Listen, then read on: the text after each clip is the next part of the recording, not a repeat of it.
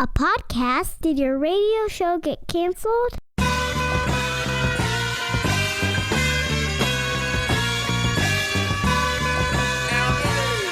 Fire.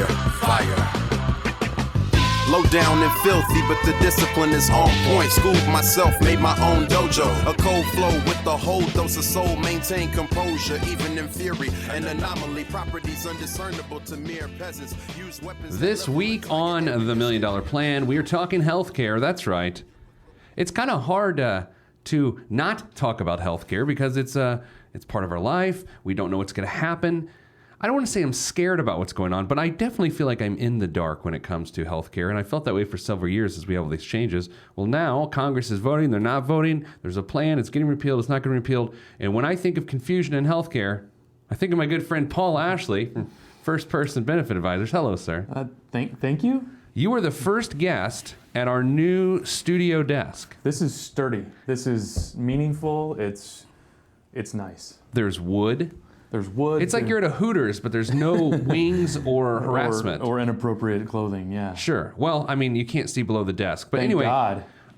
Paul, what in the world is going on? Yeah.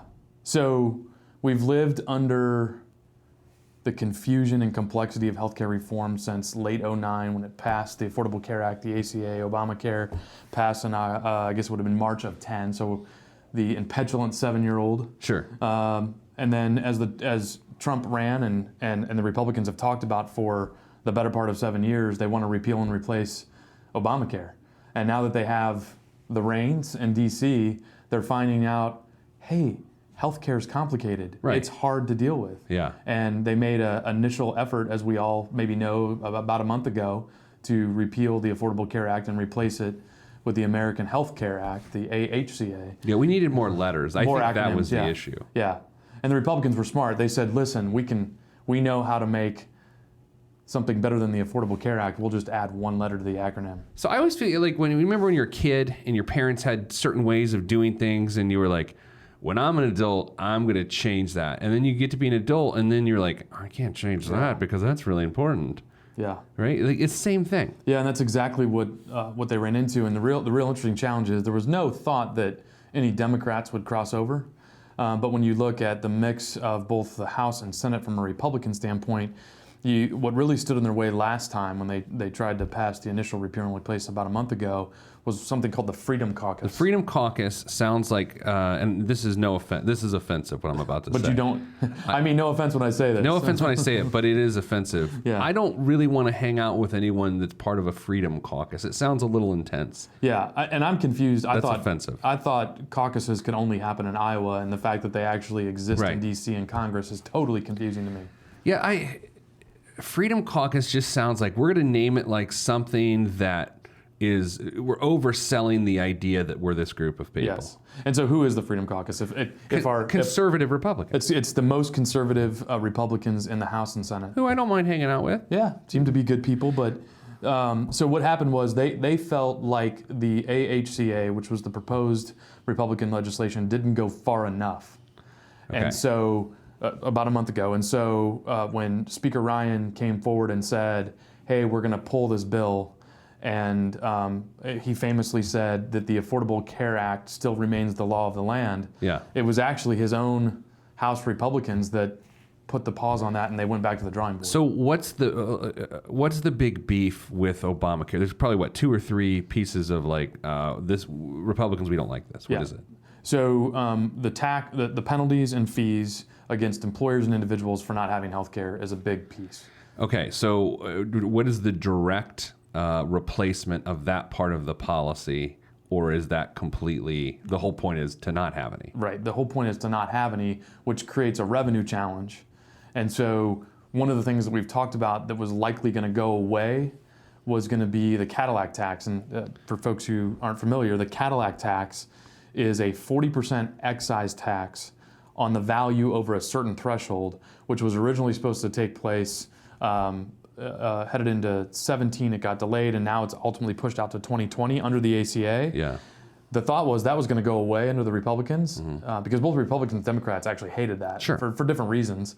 But now that they need to generate revenue because of removing other taxes and fees, it looks like the Cadillac tax is actually going to stay in when they score the bill from financial standpoint and budget neutrality. Yeah, so that brings up another point. I mean, this week we saw the first look. We got the first look at the tax reform plan, and there's a lot of concern in the retirement plan industry that how this would affect 401k, because there's a lot of ambiguity in the language being used as they rolled it out, that people are going to lose the tax benefits of potentially traditional IRAs, even Roth IRAs, and so there's a lot of unknown there. And so what you're saying is sort of the unintended consequences of reform is the Cadillac tax that everyone didn't like is now back in the... It's now back in the mix, at least from a congressional budget office. You know, they score every bill that has an impact on the budget, and they have to have a score of the bill that has some neutrality or is paid for. Right. Well, if you take away... You have to pay for stuff? Well, allegedly. Yeah. Rumor has it. When did that start?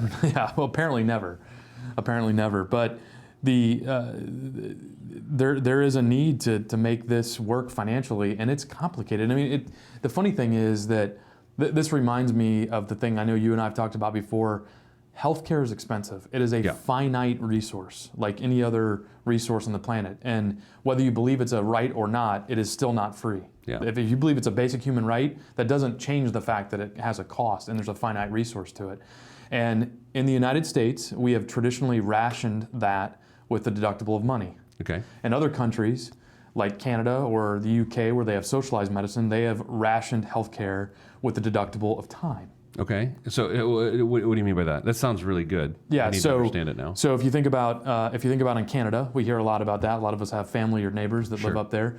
Healthcare, quote, is free there. Yeah. Right. They do have they have higher taxes, but what happens is for non-emergent services, they don't have to pay, but they may have to wait 6 months for a hip replacement. Gotcha. In the United States, you have to pay, but you can get a hip replacement the next day. So some people in Canada. By the way, have you ever met a Canadian you don't like? They're all great. They're all great. I'm sure there's jerk Canadians. I doubt it. Is there? I don't know. And if they were jerk Canadians, they would recognize it and say, "Oh, sorry, so sorry." So they've become comfortable. I like the they. Yeah. The Canadians have become comfortable with this time deductible, or most people have. Some people have, because some people got to be like, well, I want my hip replacement now. Right, and so Canadians of means often travel down to the United States with cash in hand and pay for things. Canadian dollars? Well, I believe they have to convert it to the U.S. currency. Okay. I'm not an expert on currency exchange. No, sure. Yeah. But yeah, they come down with their converted Canadian currency and they pay, so they don't have to wait. I mean, I actually had an uncle who lives half the month in Toronto. He's a Canadian citizen. Okay. Half the year in Toronto, half the year in Florida. Had to get hip replacement. They said, we've got you scheduled for 8 months. So the guy's in pain. He has no quality of life. So he made the decision to take his savings and come down to Florida and have a hip replacement within 2 weeks. I feel compelled to say it's not unreal. It is unrealistic to expect us to switch to a system like Canada's system. But I have no reason to say that other than I feel compelled to say that. It would be a massive shift. I think we're more likely long term not to go to socialized medicine, but what is called single payer healthcare. Okay, I don't understand that. And despite the fact that you've done a great job of explaining it to me several times over the years, what does that? Who's the payer? So, not the employer. What's happening? So the government. So if you think about single payer, that's essentially Medicare, which is how seniors get post 65 get healthcare in the United States paid for. It's essentially Medicare for all.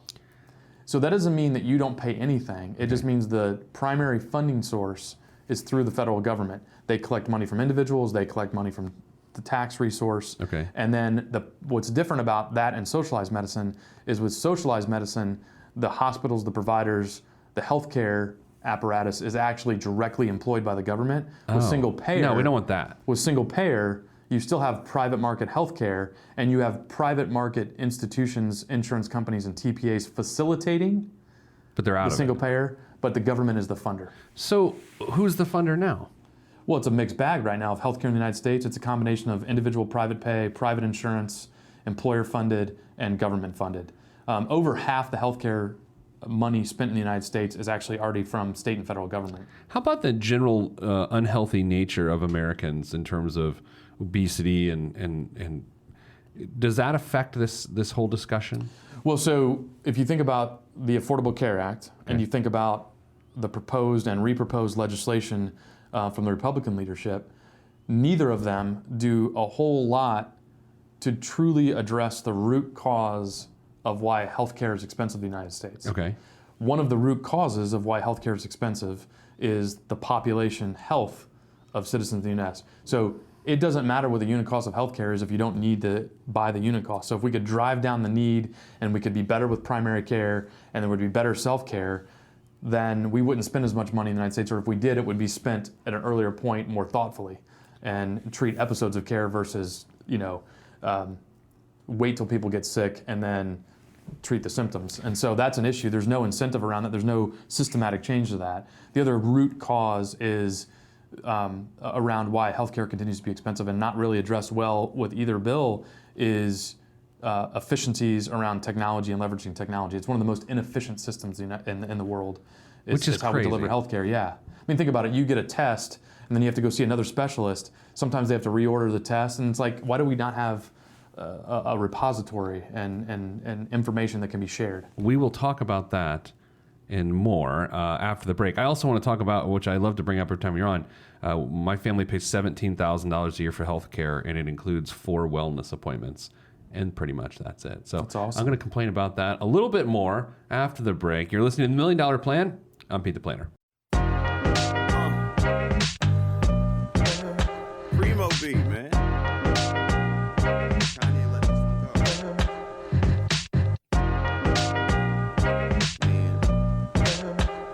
Sound good to me. I never question the right of any man to voice his opinion as strongly as any can. But then again, many men are citizens of their own little world, so they ain't really fitting in. I'm in the background blending in. We're back here in The $1 Million Plan. I'm Pete the Planner. Paul Ashley, first person advisors, joins us. What's your title? Managing Director. Oh, jeez. That and $5 you can buy yourself a Happy Meal with. But you shouldn't, because it'll make you unhealthy. Paul, we're talking healthcare today. I pay $940 a month for our healthcare, and we make a $6,750 deposit into our HSA every year for a total of, I don't know the math, $17,000 or something like that, $17,000. And we legitimately go to the doctor one time a year each to make sure our parts still work. We're doing it the right way. We're funding our HSA. Maxing it out. Huge tax benefit. Yep. Good for the long term when we're less healthy. And I would like to make an important point in saying I'm okay to a degree that I'm paying $17,000 a year for nothing. Well, I think you could argue you're paying $900 a month for what feels like nothing. Yes. And the other 67 Okay. is actually you're building your power percentage. Sure. No, I know. Yeah. Did you see that? I did like that. Yeah. So the question would be, I'm okay with the $900 a month, knowing that other people have coverage that actually need that's the small bit of socialist in me. Sure. And you are transferring massive liability risk that you could incur unexpectedly to an insurance company. So something totally unexpected happens to you or one of your family members, an accident, a heart attack, I mean, just something, right? An unexpected injury that isn't in your control. And then you then have hundreds of thousands of dollars of bills. Well, you've transferred that risk to the insurance company. So that's part of what you're paying for, but it feels like a racket. I'm a capitalist. Yeah. I am. But I think fundamentally this is part of the disagreement. Some people are not okay with paying for other people's health care, and other people are. Yeah, and I think I'm okay with that. When we talk about insurance and transfer of risk, regardless of how it works, the law of large numbers is in play. And the law of large numbers is a principle in any insurance product that the premium of many go to cover the claims of less or few. Sure. That's how risk transfer works. That's life insurance, that's automobile insurance. Yeah. Right. So that is what it is. What people really have a beef about when it comes to the health insurance under the Affordable Care Act, primarily in the individual market and in the small groups of less than 50 employees in most states, is that we went from a risk-based system where younger, healthier people used to pay less and old, sicker people used to pay more. Sure. Now we've shrunk that down, and yes, older people still pay a little bit more than young people, but health status doesn't get factored into the underwriting process when you and your family went to buy that $900 policy. And that's why it went up from like $500 a month to $900 a month over the last couple years. And if you were to talk to a similarly healthy older couple that had younger kids, Sure. maybe they had kids later in life, but they were 20 years older, Right. they are actually paying less than they were prior to the ACA because their age got factored less and maybe health status got factored less. And so what happened was your costs went up, their costs went down, and there's more of a, it's what's called community rating. Right. And it's sort of that socialistic, I get why that's okay mindset. What is interesting about the Affordable Care Act is, or about the proposed legislation from the Republicans is, while maybe not at a federal level, they'll take away community rating, they're going to actually kick back likely to each state. This is something they've signaled. Okay. They're going to kick back to each state the ability to determine, do they use risk underwriting, which is what we used to have, or stick with the community rating, which is what the ACA Okay, has. so there's risk underwriting or community underwriting? Community rating, yeah. Community, okay, risk underwriting or community rating. Yes, Those are the two. basically. Is there a hybrid? I mean, there's like an in-between, which is community rating, but some risk factor only to a certain percentage. So, but what the main difference is will we use health status? Mm-hmm. And how big of a factor is age and gender? So when you start using health status, though, that's when you get people who are uninsurable on some level, or they can't afford the coverage based on their health. Right. So the other thing the Republicans have signaled is we're not gonna take away pre-X or the ability to be rejected for coverage. Okay. But we're gonna give the insurance market more latitude to charge less for healthy people and charge more for sick people. So okay, let's take an example of a family making $40,000 a year. Okay, so that is well below the median U.S. household income of $66,000 or $68,000. So $40,000, 3 kids, unhealthy. How in the world are they going to afford increased premiums under what we're talking about? So 2 things. Number 1, they'll still be insurable, Okay. which they've signaled. 2, their costs would likely go up. Okay. 3, they're proposing that instead of the tax credits and subsidies that people can get when they buy through the exchange, that they'll receive tax credits that come off, that help defray the cost. Sure. When you, much like you do with your health savings account, Okay. it becomes an above the line deduction and you reduce your tax liability. Same thing is going to happen. They're going to receive tax credits, refundable tax credits. But I thought with tax reform, we're basically eliminating all deductions and credits. This might be an exception. What else? So does that mean each state, like, is it the legislature that'll say we're going to be a risk underwriting versus the community thing? Yeah, and in coordination with each state's Department of Insurance. So, yeah, so the Okay. Department of Insurance, each state has their own Department of Insurance. Sure. So the Indiana Department of Insurance, the IDOI, works directly with the governor's office and the state legislature to pass and change different regs and laws related to insurance product and oversight in the state of Indiana. So if the federal government says it's no longer a federal law that community rating has to exist, it now can be determined at the state level, which is really what it used to be. So is it going to be based on whether you're a red state or a blue state? It could be, yeah, or other economic factors. I would think that more Republican-leaning states are going to go back to the way it used to be, Yeah. the red states, and the more Democrat-leading states or the blue are going to maybe keep community rating. I have to admit, this really feels like the heart of disagreement between a conservative and a liberal mindset, right? Sort of the Republican principles and Democratic principles. Like this, when you really break it down the way you have, I was going to say we have, but I haven't really added to the You've conversation. asked really And I good felt that questions. I've asked some pretty dumb questions. I really feels like it's the heart of this, right? It's Yeah. like, on what side is the incentive? Is the incentive to be healthy and make a great living? Sort of the trickle-down economics of the GOP platform versus, hey, we should help everybody.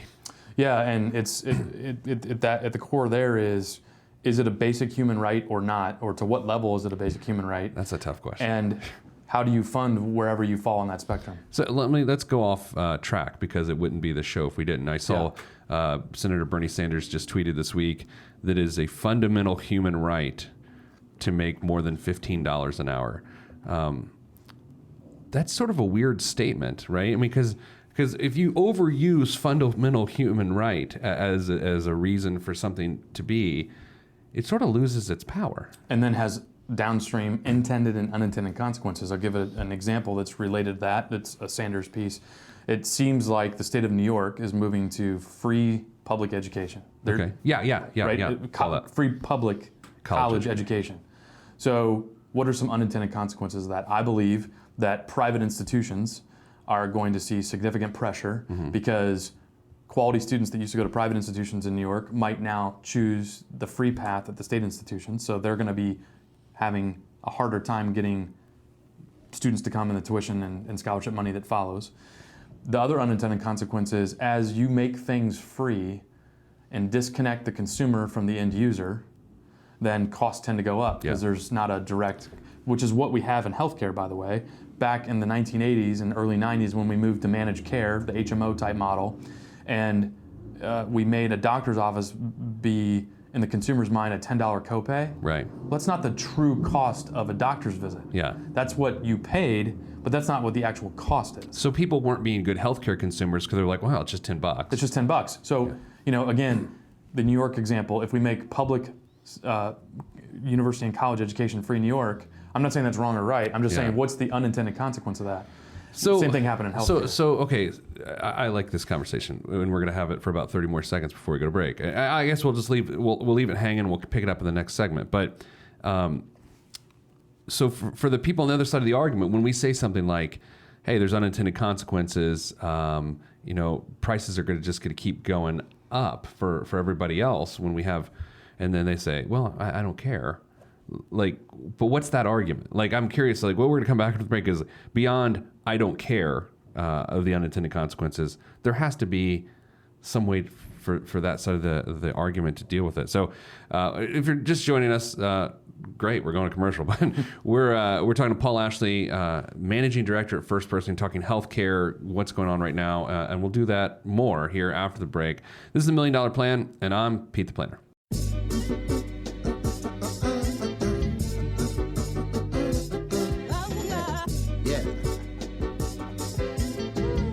Hand on the beat. Yes, sir. Glass House. Yes, sir. Mr. Kinetic, Rusty Redenbacher. ATFU. Naptown. Yeah.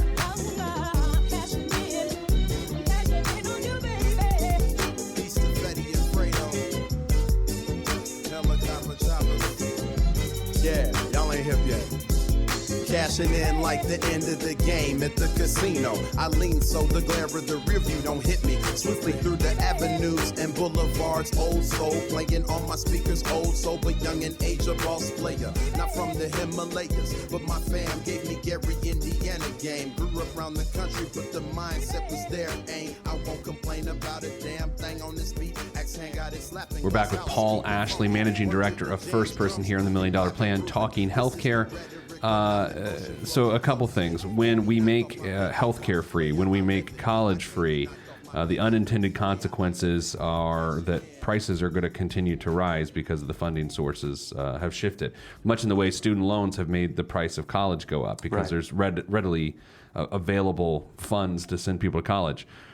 For those people, most people acknowledge that, right? And the right side of the aisle says this is a problem. What's the left side of the aisle say to that? I think the left side of the aisle says, let's shift this to, this is a basic human right. And then it gets back into this, what are the human rights? Right, it's a basic human right, and we as a nation need to come forward and pay for this. And whatever that looks like, no American should go without the ability to access and pay for healthcare. So that disagreement, that disagreement is at the core of, is it a basic human right and how do we fund it? This is how I know I'm in the middle, because I think to be far on the right, you're saying, well, it's obvious, this is the way it is. And to be far on the left is like, this is obvious, this is the way it is.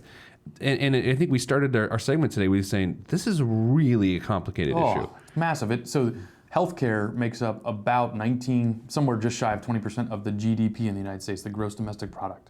So we're talking about What percent? About 20%, just slightly less. So 20% of our economy is wrapped up in healthcare. That's a massive huge amount of money. And so to move the needle, to change a system, we're talking about billions and trillions of dollars that affect everybody is touched by healthcare in one way or another. This goes without saying, but it doesn't really help when the president says things like, "This is easy. We're going to do it, and it'll be a lot better." And everyone, I mean, to trivialize it down to a level which it can't be, because it is. And I also see there's just no compromise going on right now. I think to get anywhere, that we're going to have to find compromise. Now, tell us how this affects Medicaid, because from what I understand, there's a pretty big impact. Yeah, there's a huge impact. Indiana actually sits in an interesting position for that too. So let's talk about the general impact. So Medicaid, not to be confused with Medicare. Medicare is for seniors and disabled persons. Medicaid is a federally funded, state-funded program run by each state. Sure. So each state has their own version of Medicaid. And the Affordable Care Act pushed expansion of Medicaid. Each state made a different decision. What the Republicans are proposing is going to pull back some of that funding, and then states are going to have to make potentially new decisions, either step up and continue to insure the folks they had through the federal funded expansion, or pull back. And one of the things that, for good or bad, love it or hate it, that the Affordable Care Act definitely did, is we took the uninsured population from north of 20 to just south of 10%. So you say, oh, it's a success. Well, maybe. And a lot of that was due to Medicaid expansion. So if we fund Medicaid differently, you're going to see the uninsured begin to rise in certain states who change their policies. Now that has an impact on everybody, because the uninsured goes up. That means that hospitals and providers are having to do free care. Right. And then that translates to them wanting to pass on costs to private pay and insured individuals and employer-funded plans. So it's all part of the system, right? What is interesting about Indiana is, under the Affordable Care Act, we took our original HIP program, the Healthy Indiana Plan, and created HIP 2.0, Okay. which you hear a lot about. It's in the news. They're doing a good job marketing it. And what HIP 2.0 is the way we in Indiana chose to expand Medicaid, but do it in a more consumer-based way that put choice and power in the consumer's hands, gave them what's called a power account, which is essentially a health savings account, and made a sliding scale of payment. So we didn't do a carte blanche expansion of Medicaid like some other states. We did a more thoughtful consumer-based way, and it's working pretty well. So if this sort of, we go this direction and it falls back more on the states, this could end up bankrupting a tremendous number of states. Correct. So what's interesting about Indiana, our example, if the funding mechanism changes, our example probably still stands and doesn't have to have massive tweaks. Okay. So wouldn't everyone just adopt our methodology? Interesting. Yeah. So one of the key architects of HIP 2.0 was Mike Pence, right? Yes, but the actual boots on the ground architect was a woman named Seema Verma. Seema Verma. Yes, and Seema Verma is now the director of the Center for Medicaid and Medicare Services, appointed by federally. Okay. So she has a knowledge of how HIP 2.0 works. If the funding mechanism at the federal level changes, states are going to be coming to her and other states to learn how do we do, what do we do now that we're holding this bag? And so Indiana, interestingly, is going to likely be an example of how to do Medicaid in your state without bankrupting under the new financial regulations. So it's quite obvious, and you understand this more than just about anybody. I mean, it's definitely more than most consumers, most employers. Your job is to help employers understand it. That's what you all do. What do you think is going to happen? Or do you have to throw in the wild card? We're talking about politics. Yeah, we're talking about politics, and as we record this today, the Republicans have just delayed another vote. They've kicked it to, quote, next week. And who knows what's going to happen, quote, next week. Next week could be next week. But they're just, I mean, and this is obvious, but it's worth stating. At this point, they're completely ignoring the Democrats, because what's it really matter? They're going to vote against whatever's coming. Pretty much. So they're just working, the GOP is just working it out amongst themselves, trying to get the Freedom Caucus back. But they also, if they go too far, now they run the risk of taking the moderate Republicans and whatever they would name their caucus, and losing them. So they've got to move it farther to the right, but they can't go so far to the right that they lose the moderate Republicans. So what's going to happen? So what's going to happen? So the original draft of the AHCA signaled a couple things, a few things we've already talked about. How they fund Medicaid is definitely on the table. Repealing the employer mandate, likely repealing the employee mandate. Now, things that probably won't change, they'll still have no pre-existing conditions, guaranteed insurability, adult child coverage up to age 26. Sure. Preventive care required, because these are market reforms that have taken place that have largely been like, that actually worked. Yeah. They were part of the ACA, and to pull those back now would probably be pretty short-sighted. And so they've signaled those will stay. Some other changes, they're likely to make the health savings accounts, which you and I have always Loved. Beat the drum of. HSAs are going to be easier to buy, more latitude under what plan design you can have, and also be health savings account compatible and get the tax benefits and the long-term savings benefits. The Medicaid changes. So something's going to happen. Something's going to happen. Absolutely. So when you hear For employers, by the way, that are listening to this, one of the things we believe is going to happen, and by the way, technically, this may have already happened in a practical standpoint. One of the very first things Trump did, I think it was the day he was inaugurated, or the next day, he signed an executive order that said, relax the enforcement of the Affordable Care Act. And so the tax penalties and reporting things, if people don't do it, then there's maybe no teeth of enforcement. Deregulation. Deregulation, yeah. Last question before we go to break, and then we come back and wrap this up. When the president says Obamacare is collapsing, it's a disaster, like what does collapsing Obamacare mean? He's partially onto something, actually. Okay. So when he says Obamacare is collapsing, what he's talking about is the state and federal-based exchanges. Okay. So what's happened is as insurers, so private insurers are the ones that are filing products to be in the federal exchange in Indiana or the Kentucky-based exchange. They've stopped filing them, right? Where they've stopped filing and they pulled out of the market. Like United Healthcare pulled out of almost every state except for maybe 3 or 4. Mm-hmm. Humana pulled out, right? There's an area in Kentucky near, or not Kentucky, Tennessee near Chattanooga, where there's like 6, 7 counties that literally have no options. Yeah. So if you live in that county, you go to the exchange based on the zip code and where you live, you can't buy. Okay. And so what's happening is the private market insurers are pulling out because the funding mechanism's changing. Not enough healthy people are buying into the individual exchanges. It's only the sick and previously uninsured. And it just, the law of large numbers is not working on their behalf. So because they're a private market, they're like, we're out. We've got shareholders we have to deliver a return on. And so they pull out, and it is slowly collapsing. Now, the Trump administration can do things to make the collapse either happen slower or not happen, or happen faster. But they're letting it. They're letting it happen. Of course they are. All right, so here's what we're going to do. We'll take one final break, come back, wrap this whole thing up with Paul Ashley, Managing Director of First Person Advisors. This is the $1 Million Plan. I'm Pete the Planner.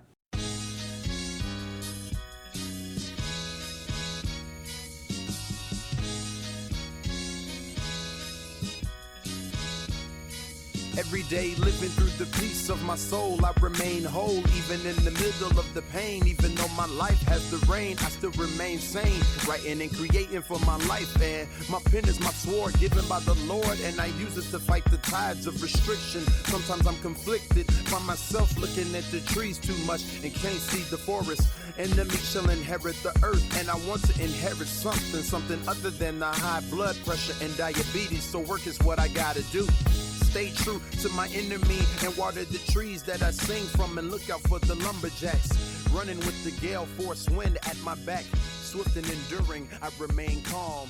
Swift and enduring, I remain calm. Swift and enduring, I remain calm. All right, wrapping up this week's $1 Million Plan with Pete the Planner. I'm no bomb this week. No biggest waste of money. Why? More important things to talk about. Paul Ashley, Managing Director of First Person's back with us. FLSA. Fair Labor Standards Act. Yep.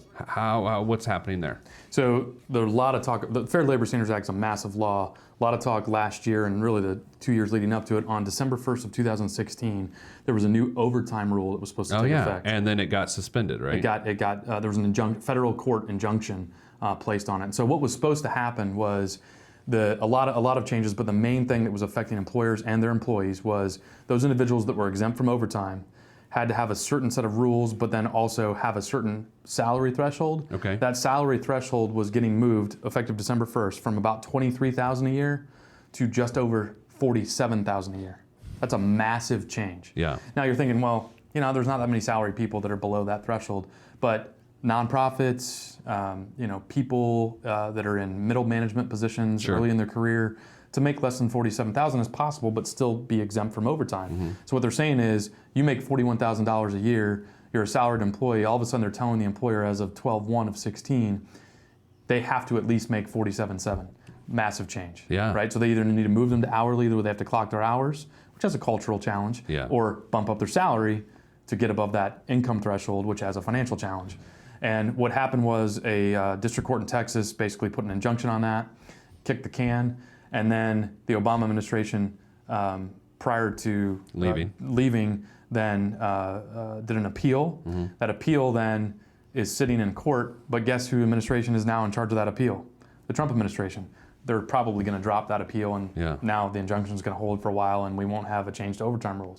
Practically speaking, most employers, because it happened at the 11th hour, most employers already made changes, and they're just there now, and they're following a law they don't need to. Well, it's like the fiduciary rule with the Department of Labor. It's the same thing. It's The like F word. all these changes were made, and then it was like, no, not happening. Yeah. And then, I don't know. I think the theme here is the practical application of massive rules in DC and how people don't really understand what works on Main Street. Yeah. And it just creates a hot mess for employers and the employees, and it's a challenge. And it's also the whole argument between regulation and deregulation, right? It's just like, should we regulate? I don't want to say regulate morality, because that's not where we're going, but we're almost going with regulating sort of social norms as it relates to compensation and healthcare and those sorts of things. And how you board people on airplanes.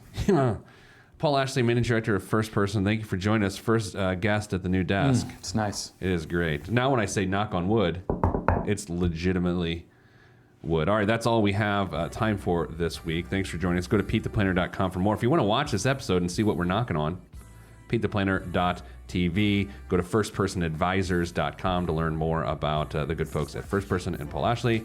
Until next time, I'm sending you good vibes, because good vibes are all that's in the budget. I'm Pete the Planner. This is $1 Million Plan. If you want to be on this podcast and have Pete fix your money right, then hit us up at PeteThePlanner.com/podcast. You heard me. PeteThePlanner.com/podcast. Log on. This is for information purposes only. It's not the Swiss financial planning device. Consult a financial advisor.